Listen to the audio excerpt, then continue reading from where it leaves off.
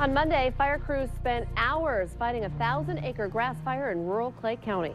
Fargo firefighters were called out overnight for 2 bonfires, and late last night, Grand Forks banned recreational fires until this serious fire threat is over.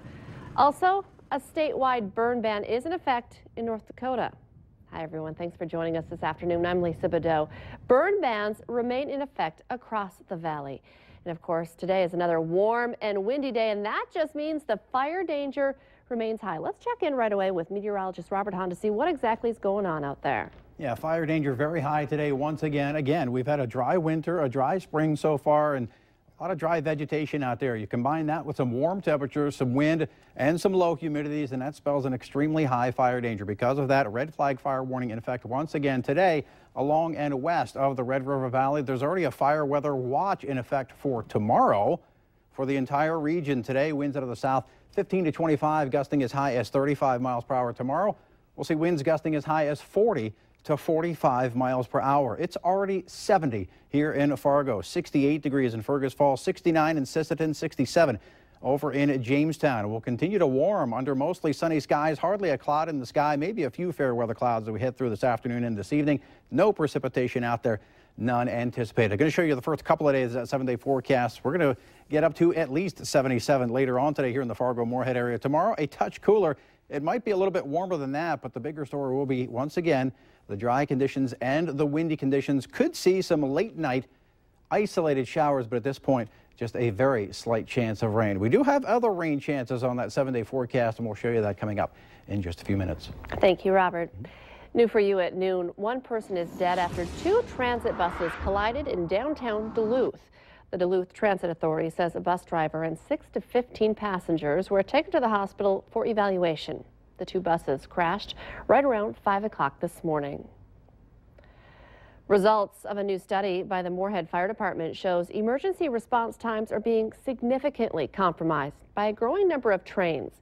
KFGO News is reporting they have a 68-page report which says downtown railroad crossings are impassable to emergency crews for up to 6 hours each day. Moorhead Fire Chief Rich Dyson says the department could only make response times in 2 out of 10 calls. Dyson says trains cause about 100 blockages in Moorhead each day. Valley News Team's Bradford Eric is investigating what changes emergency responders plan to make. You can see his story tonight on Valley News Live at 6. The USDA is confirming the presence of avian influenza in a commercial turkey flock in North Dakota. The farm where it has been found has been quarantined, and the flock will be taken care of to prevent the disease from spreading even further. Domestic birds in a 6-mile zone around the area are being monitored and tested. Birds from the affected flock will not be used for food. Poultry owners in the state are being asked to immediately report any deaths in their flocks and restrict access to their property. Pre-K, a buzzword for getting our children ready for kindergarten and moving formal education up a year. Lawmakers in both North Dakota and Minnesota are debating whether to support it, and if they do, how to pay for it. Pre-K potentially impacts thousands of children and their parents in our area. Minnesota's Lieutenant Governor Tina Smith made a stop in Moorhead today to shine some light on pre-K, one of the Dayton administration's top priorities. The governor's budget calls for spending nearly $700 million to get publicly funded pre-K rolling in the state. And Smith says they continue to see mounting evidence that pre-K works, particularly when focused on the specific needs of these very young children. Funding for universal all-day preschool needs to be developmentally appropriate. We're not talking about putting little 4-year-olds behind desks all day long, but it gives them an opportunity to really learn and be ready. And what we heard today is that that's appropriate for every 4-year-old. The Lieutenant Governor met with Moorhead teachers and administrators this morning. She says the Dayton administration and budget proposal are also sensitive to the demands this new program potentially puts on school districts.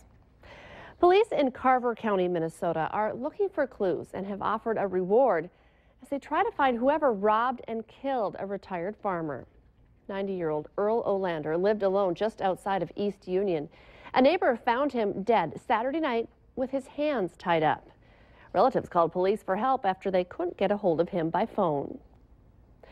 Police are now saying they are investigating the shooting at a North Carolina college on Monday as a possible hate crime. The suspect in that deadly shooting at a community college in North Carolina is being held in jail without bond. Kenneth Stansel was taken into custody overnight after he was found sleeping on a beach in Florida. The 20-year-old is accused of shooting and killing Ron Lane at Wayne County Community College in Goldsboro, North Carolina yesterday. Investigators say the shooting was premeditated. The college says Stansel was a former work-study student at the print shop where Lane worked. 2 weeks from today, the face of Fargo leadership may look very different when special elections are held for mayor and city commission. Starting this afternoon, the Fargo-Moorhead West Fargo Chamber will be hosting debates for the upcoming elections. Candidates for mayor and city commission will face off in discussions about how to lead the city if elected. The mayoral debate is set for 4 this afternoon, with the city commission debate set for tomorrow at 4. The debates are being held at Fargo City Hall.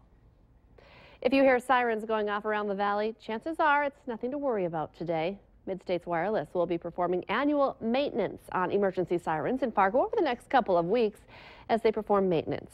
Crews may periodically activate individual sirens during daytime hours.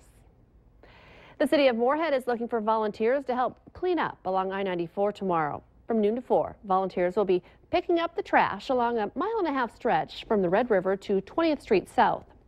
The Public Works Department will provide each volunteer detailed instructions, safety vests, work gloves, and plastic garbage bags.